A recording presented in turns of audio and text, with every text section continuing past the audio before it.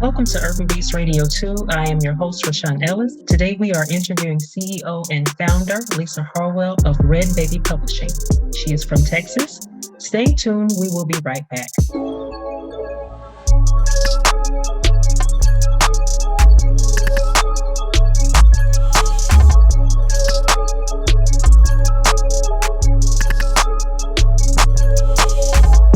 So how are you doing today, Lisa Harwell? I am great. It is a beautiful Saturday here. I have not been outside yet, but I'm looking out my window and the sun is shining and it's less than 80 degrees. So Yes.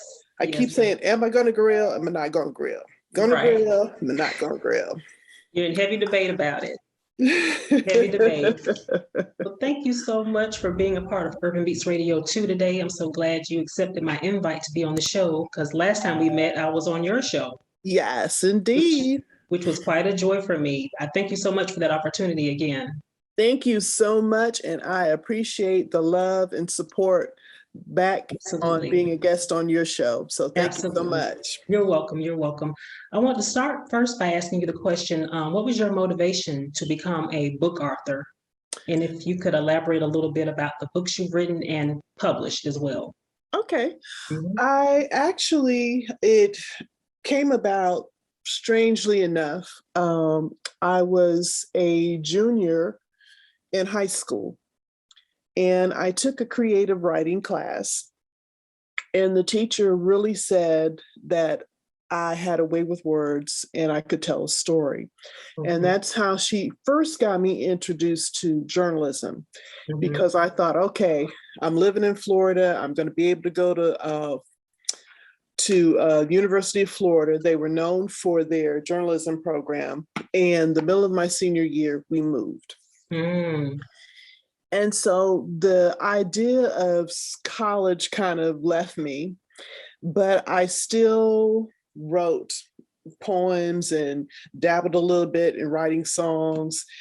And this character, she always just stayed with me some capacity or another through my the end of my teen years into my 20s.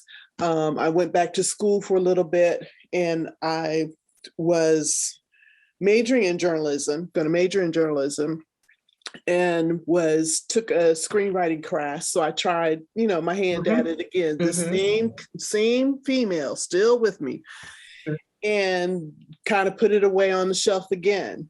Wow. And so when I decided to go back to college in my 40s, I wanted my son to see, that my dream was to eventually get a college degree.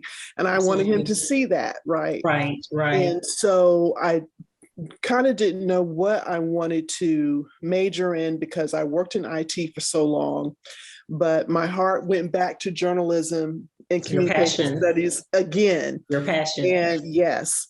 And so I was still writing the book, and a girlfriend of mine was going through a midlife crisis, and that's her words, not mine. But she is an accomplished author. She's put out, I think she's getting ready to put out her 21st book. Oh, wow.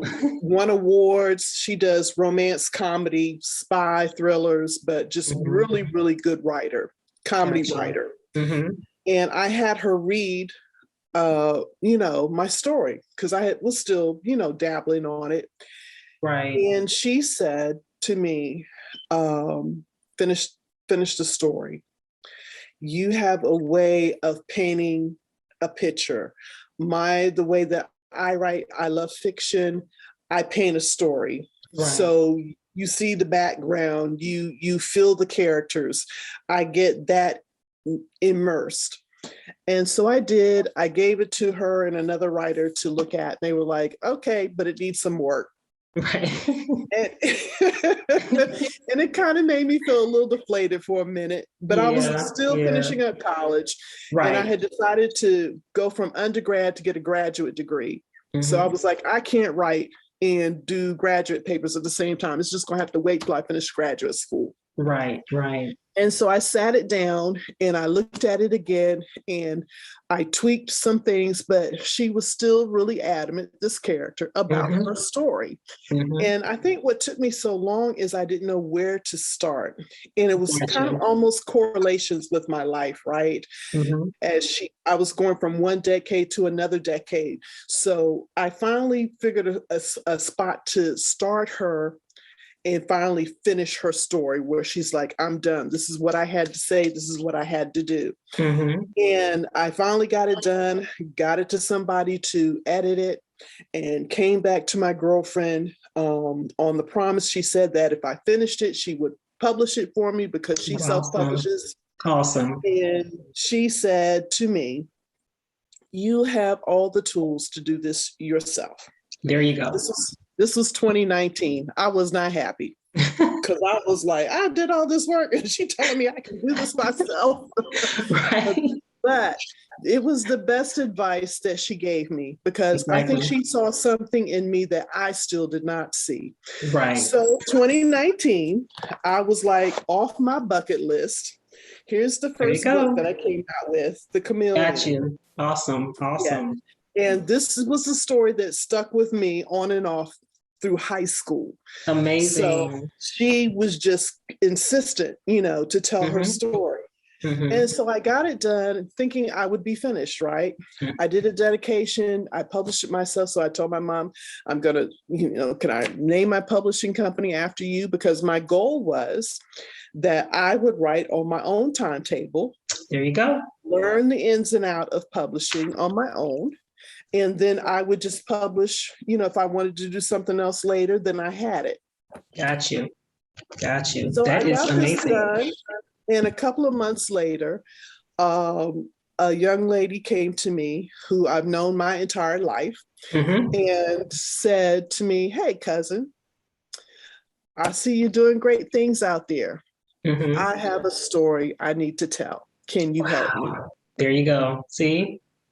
And I was like, no. It was an immediate no, because I thought, okay, I knew part of her story. I didn't know her whole story, being family, immediate family. And, sometimes when you tell family drama, you don't want family drama happening. Right. Exactly. Right. And so she listened to me for a few minutes and she said, okay. She said, but I got two things to tell you. And then I have two things to tell you. And then she says, then I'm going to finish with this. She said, the story that I want to tell, I own it. She says, I can't include mom. I can't include dad. I can't include anybody. Right. I did it. I'm owning it. Wow. She said, now, when I thought about this and God placed this on my heart, he said, the first thing he said for me to do was to ask you. And he told me you might say no. He said, but he told me to tell you something else. This is your platform. This is your ministry. You are a storyteller. You help people feel comfortable about telling their stories. Why are you continuing to keep running away from what I've ordained you to do? Absolutely. And so when she said that to me, it was like a reckoning and a confirmation, because people have been saying similar things to me over the years. When you meet me, I'm transparent. If I'm friends with you, I'm friends with you for life. If there's something I can do to help you, I'm going to help you. A lot of times people would say to me, why do you share information? Why do you do this? And, because that's the only thing I know. Right. Exactly. I grew up in a village of people that helped me. So if it's something that I can say or do or point you to help you, why am I going to hold on to it? It's not for me. If it's for me, God's going to make sure that it's for me. Exactly. You're not selfish. You're not selfish. Right. And so it then did resonate with me. So that really began my journey of publishing other people. So after I did that, I helped my cousin write her book. And the name of her book is Dancing with The Devil Cracked Cocaine, the Prophetess Jacqueline Cade story. Awesome. Awesome. And it's based on 25 years that she was addicted to drugs. So she talks about what the draw was that pulled her in and how she pulled herself out. It's a powerful read, especially for folks that have gone down that road and know the draw that addiction has on you. It's a disease. You know, people think that it's a choice. You've made the choice to do it, but still it is an addiction that people need help to get across for them. Exactly. So I have published personally myself, The Chameleon, and this is Averless 3.2. Wow, awesome. I did not think that I had a sci-fi mystery in me. So this is going to be an actual series. So this is the first of the series. Got you. And I'll probably come up with it when it comes out. Right. People always ask, you know, how do I write when they speak to me? Got it. I don't have a specific timetable. You know, sometimes I put a timetable to stuff of when I, you know, some progress that I want to see move. But normally it's like the characters have to talk to me. Right. And I'm adamant. Exactly, because I want them to tell their story. I don't want to push something that I think is going to be their story. And then I have a bunch of rewrites. I'd rather have them tell their story and then go back and rewrite what I need to do to clean it up to make it more presentable. Absolutely. But it has been a journey for 2 years. I had another young lady that came to me that had a story about domestic violence in her marriage. And so this is Entangled. Got you. Domesticated Love by Mia W. Jones. Amazing. Again, another powerful testimony of overcoming. And I seem to gravitate to that. And I love that piece of it because that's the journalist in me. It allows me to be that journalist, to hear their story, to help them develop it and get it on paper and own it and have that aha moment when they finish. Exactly. Okay, I've been able to exhale it. You know? As you know, we're part of Signature Entrepreneurs and Masterminds. Absolutely. And here is our anthology, volume 2 of Iron Sharpens Iron, with our leader, Dr. Larry White Sr. Yes. I was blessed, beyond blessed. Beyond blessed. I'm gonna say that a whole bunch of times because this is my first bestseller.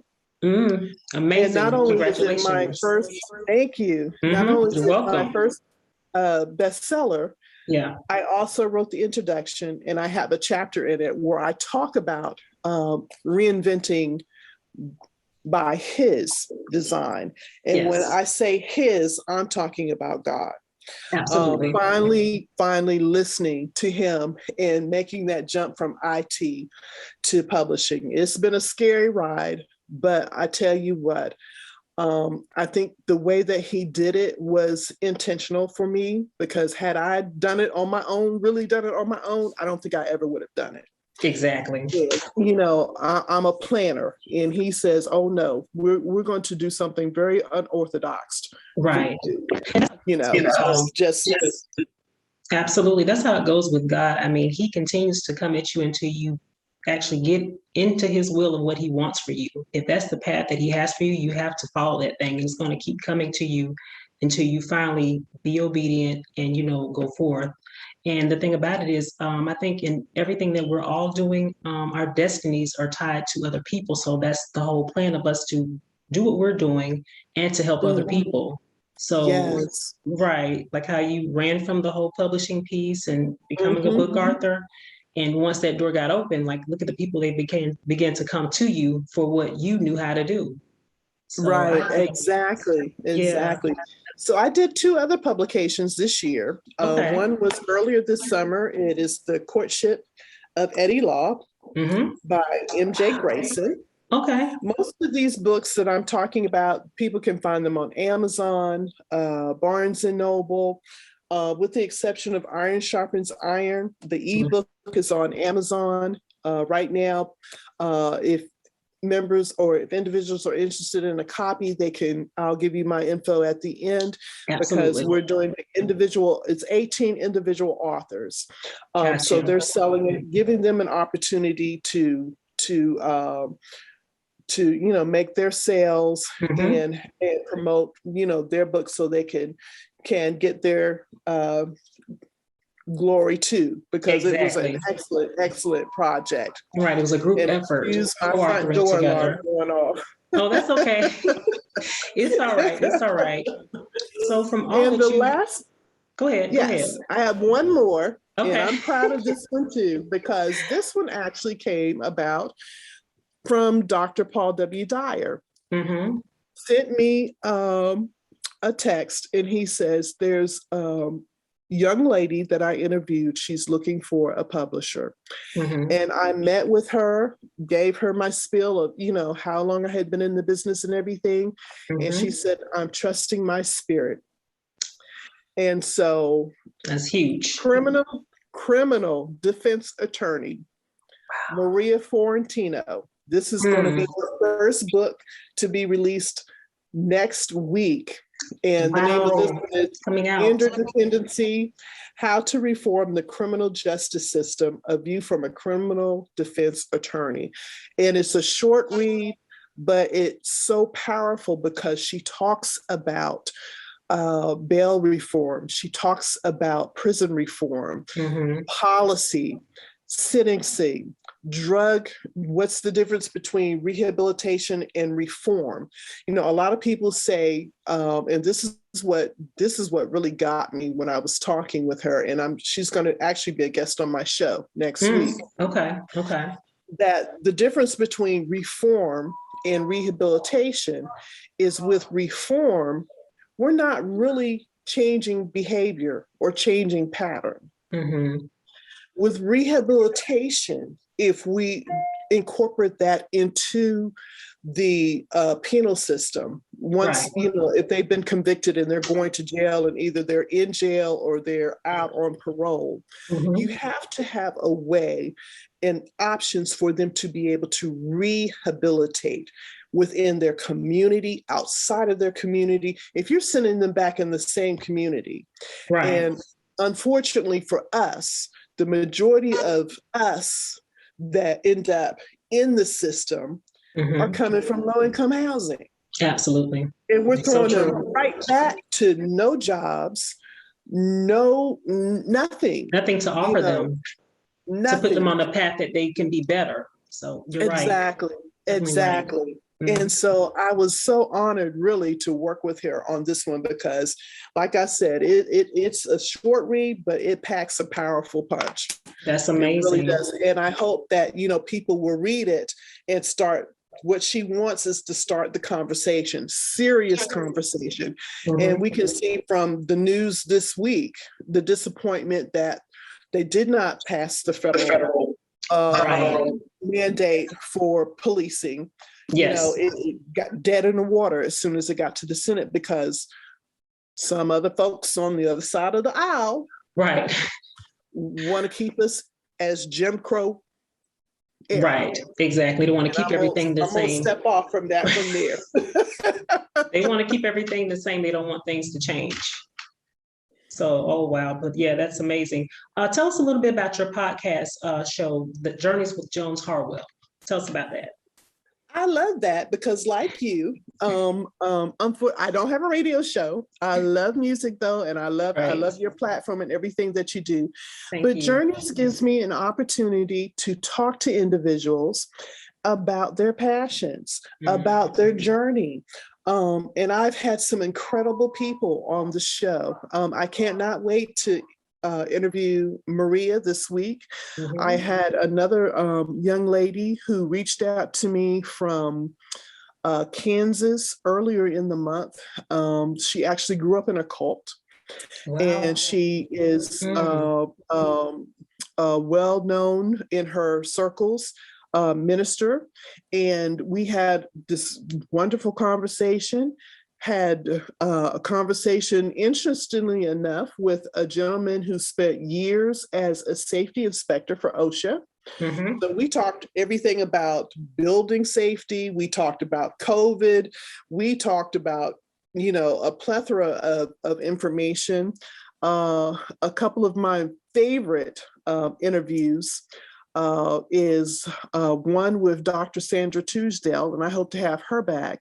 Okay. She's considered to be one of the historians of DC. Okay. She is well into her 80s and has documented the history of segregation while she was growing up, now seeing the gentrification coming into DC. Mm-hmm. She loves music just as I do. That's how I met her, through my son. Mm-hmm. And she is very much involved with a group called DC Legendary Musicians. So anybody out of the DMV area, like you get involved with different musicians, different artists, singers, songwriters. She has documented jazz. So she already put that out as a book, but she's looking to do R&B, and then she's looking to do actually the history of U Street. Okay. And what interests me so much was I'm a transplant to Washington, D.C. Right. I was born in Texas, right. Raised in Florida, but my father grew up in Washington, D.C. Gotcha. So a member of 3 generations, from my grandmother to my son, 4 generations, have been in the Washington metropolitan area since 1937. Gotcha. Oh, wow. That's and a long so time. when she started talking about some of this stuff, it resonated conversations that I had with my own grandmother working on U Street. She started out as a cook. And then, she went from being a cook to being one of the first seamstress that worked for Saks Fifth Avenue in Washington, D.C. Buying a house upper Northwest, because most people bought in Anacostia or most people bought downtown. They didn't buy uptown.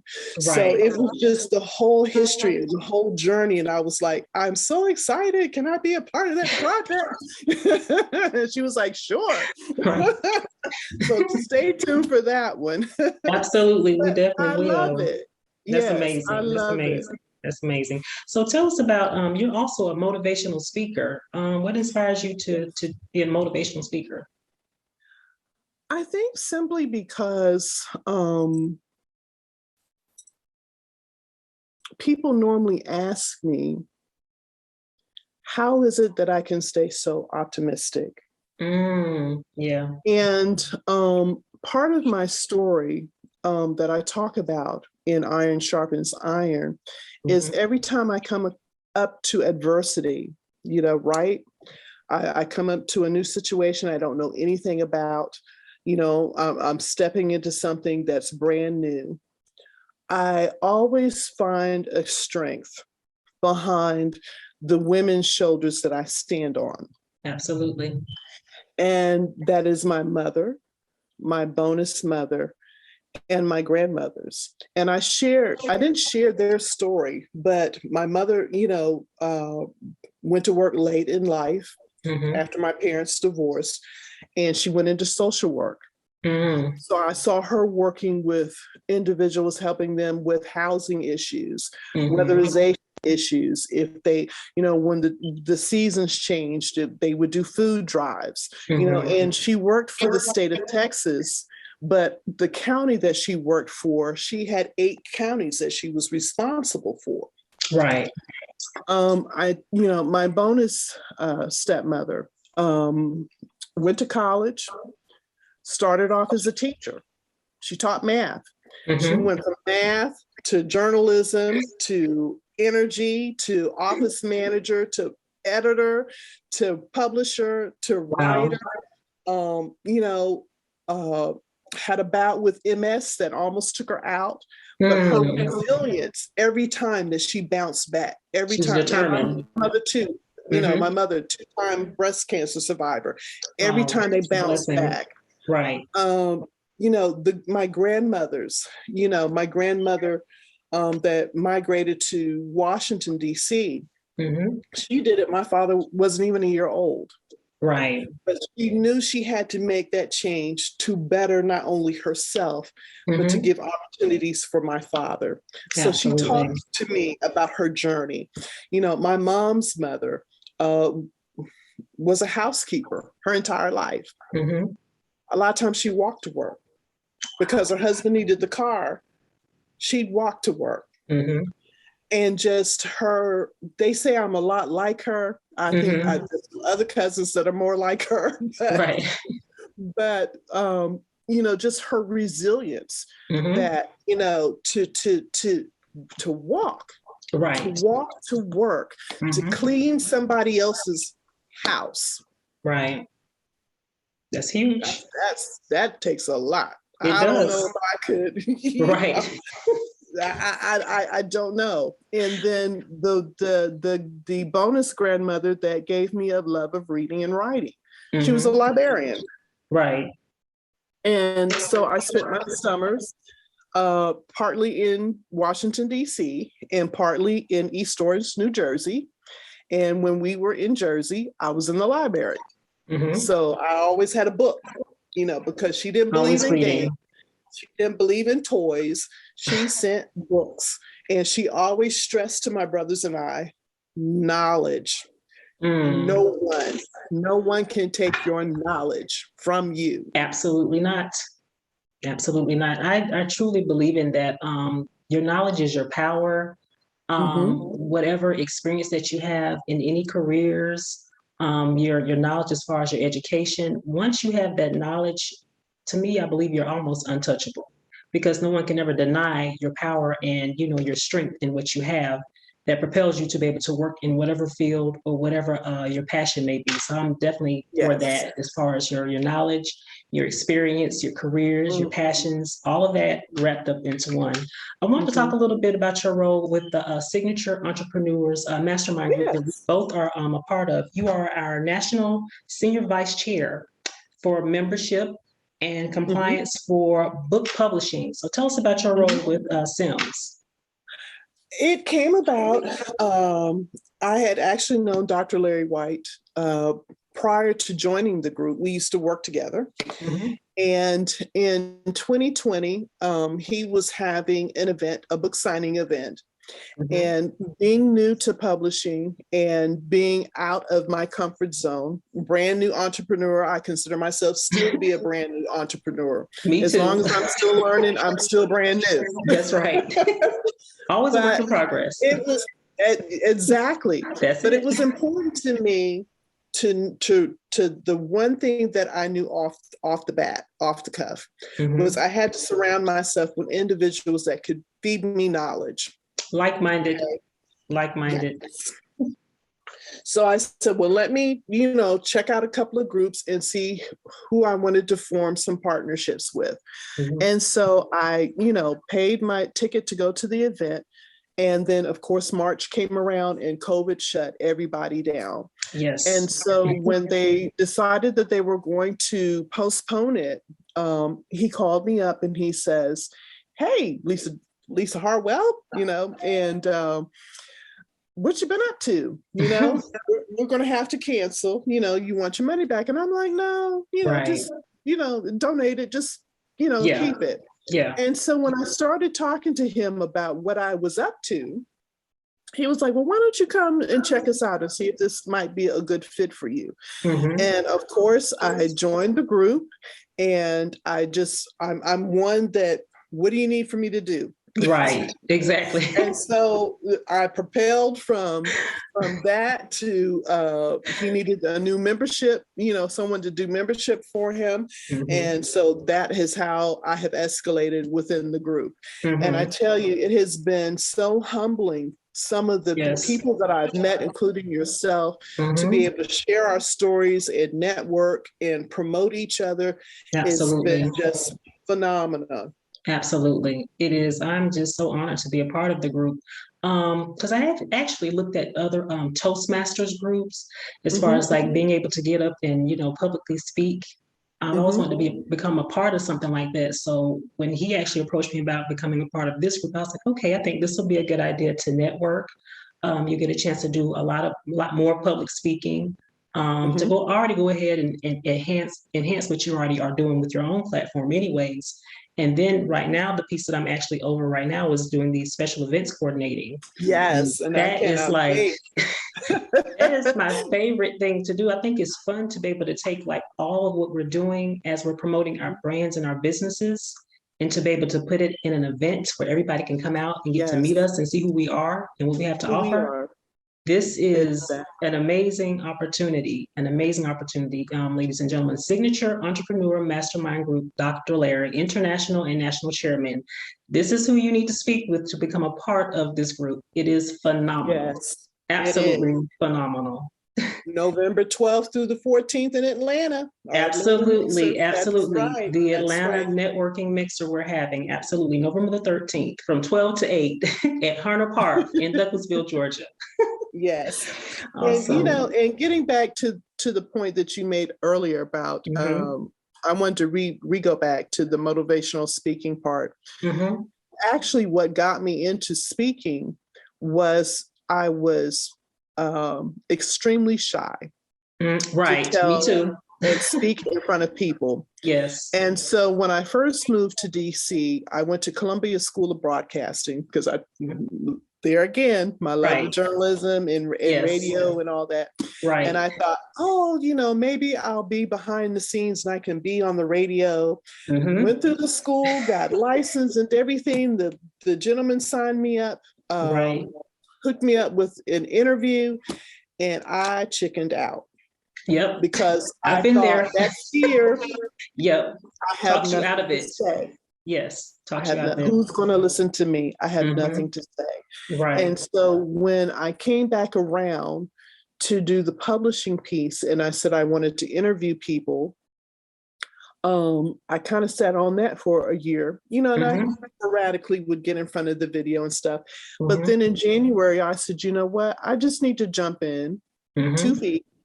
Yes. I can change my platform at any time. Absolutely. I can critique and finesse my platform at any time. Absolutely. But I need to just jump in and just do it. Just do it.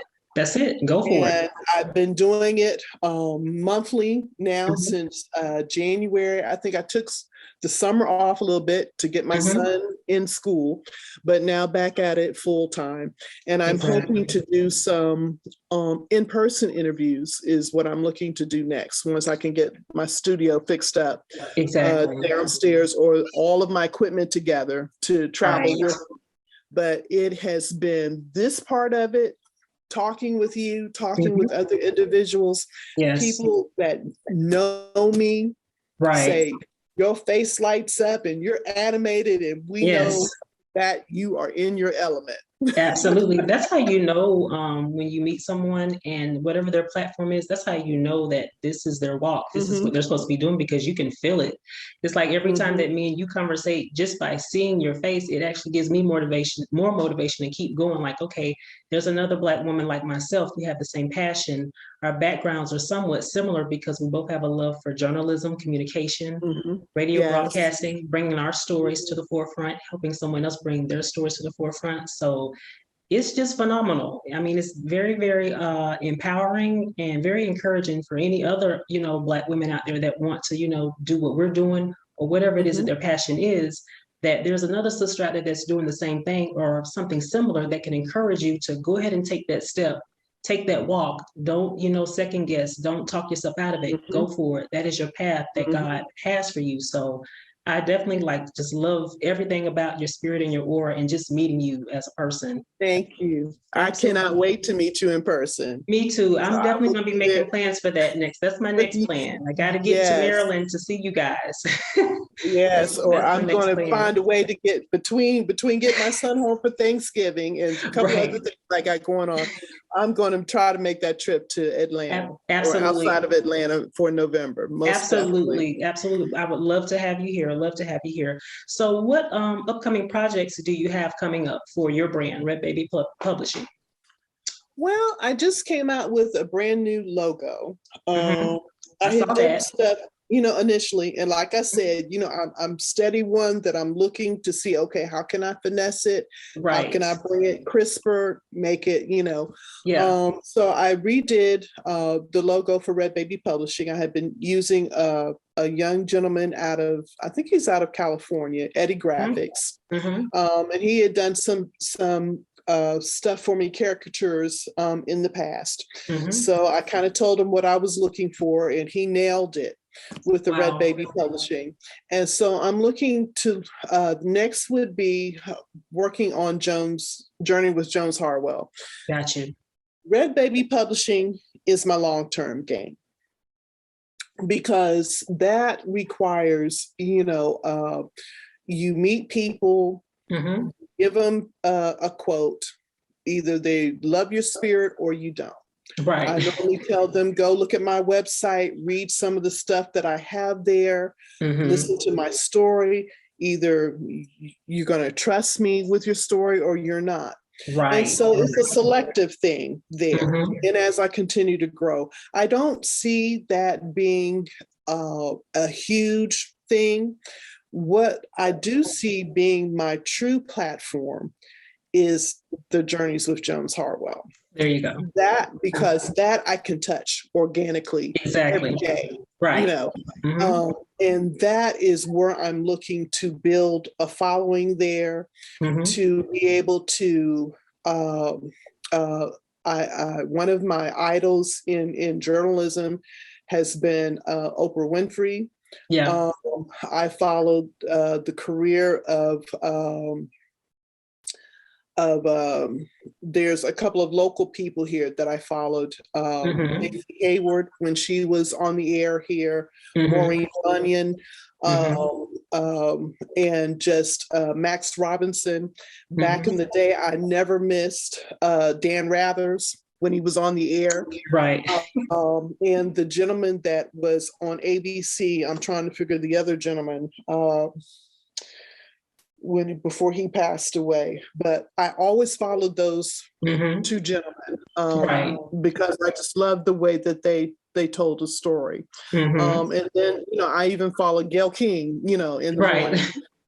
A lot. I'll watch, CBS mornings, because now mm-hmm. it's turning to change to CBS mornings. Right. But I always loved that part of being able to touch that human spirit. Exactly. That's important. Because you never know. Mm-hmm. You never ever know. And I'm living testament that me taking that one step, yes, allowed me to help the individuals that I've helped so far. Absolutely. And I think the most rewarding out of doing the anthology has been even the gentleman and this is a gentleman, by the way, that mm-hmm. wrote this book. Mm-hmm. A lot of people think it's a female. Wow. It's a guy. Amazing. Mm. And this is my first fiction Gotcha. Author. Gotcha. And he trusted me so much that he was like, when are we going to do another one? The second one, when you're ready to start the second one? I said, let's start at the end of the year. Let's give right. this one a little time to breathe for a minute, and then come back with me, and then we'll start the next one. But exactly. He believed in me, and it's just amazing. took a chance, and we're learning together, right. And that's another thing about me too. If I really are passionate about you, I'm mm-hmm. going to teach you something about my business. There you go. Something that I want you to know. That's exactly. important. Okay. Right. That's Make important. sure that you copyright. Make sure that you get your ISBNs. Don't, make sure you own your rights to your stuff. That's it. Make sure before you send me something, you stamp it and you copyright it. That's because right. I'm not going to be the one that you're going to come back and say, well, you stole my stuff. No. Because if I'm sending something out, trust and believe I'm putting copyright That's right. on it, or, do not redistribute, on it exactly. before I share it. Mm-hmm. So, but I'm always teaching something about journalism or publishing to who I'm working with. Absolutely. Because you grow that way. You don't right. know that they may give you another idea you've never thought of to do. Mm-hmm. You're right. You're definitely right on that. So where can your followers connect with you on social media? How can they connect with you? On social media, on Twitter, I'm at Jones Harwell. If you check Facebook, if you type in Jones Harwell or RedBaby Publishing, you'll be able to find me. On Instagram, you can find me at Harwell, HARWELL 1653. I'm on TikTok, Jones Harwell 8. Where else am I? You're everywhere. I'm everywhere. My website is jonesharwell.com. So under jonesharwell.com, you'll find RedBaby Publishing. You'll get to meet me. I'm dabbling in t-shirts. So you'll find t-shirts on my website. There you go. I have another stream of t-shirts and drinkware that you can find. If you type in Jones Harwell Boutique, all one word.com. Yes. And so I'm just trying to hustle, like they said. Sister That's out it. here trying to hustle. That's it. That's the other piece. I guess I didn't get to ask that question, but you're an entrepreneur. So all of this is entrepreneur. Yes. Everything. Exactly. Yes. And I think I read somewhere, somebody said, even if you are an author, right? Even if somebody else is publishing your stuff, yes, you are still an entrepreneur, because guess what you're doing? You're putting out a body of work, a body of art. That's it. That is so true. Everything that we're doing, everything that we are working on, that's exactly what we're doing. Well, thank you so much for being on Urban Beats Radio 2 today, sharing all of your platform, your stories, how you became who you are, Lisa Harwell, RedBaby Publishing. Like I said, you're a phenomenal woman, and I plan to hopefully do some work with you myself at some point as far as writing a book. I just got to figure out what I want to write about. And and I thank you so much, Rashawn, for the opportunity. Yes. I have a young lady that I coached for a minute, and now we have a weekly conversation every week. We're just talking every week. Eventually she'll get to her book, but I told her something about her spirit. And she said the same. So all we're doing is having conversations, and sometimes we write and sometimes we just talk. But you'll know when your spirit hits you as to what you want to write about. So many people have said, do I want to tell my story? I'm not ready to tell my story on paper yet. I tell pieces of it as I'm talking to you, because that's the draw that I'm drawing the people who are getting to know me, a piece of me and who I am. But fiction is my love. And it comes in the strangest kind of ways. I could be driving down the street. I could be listening to a song. I could be in the bed sleep and something will come to me and I have to get up and write it down, because if I don't write it down, I'm going to forget it. What was that? Absolutely. Well, thank you so much for being on the show today. Thank you. You're so welcome. You're so welcome. I know we got a lot more talking, networking to do, and we got to get to that book. As soon as I come up with that idea, I will be hitting you up first and foremost to let you know. All righty. And everybody, I'm plugging you. If you're in the Atlanta area, you don't even have to be in the Atlanta area. You have access to internet. Urban Beats Radio 2. Thank you so much, Lisa. You're welcome, my love. Thank you. Was brought to you by Whipple Tompkins Mobile Notary Service, where notary service is fast and reliable. Available 24/7. You better get it.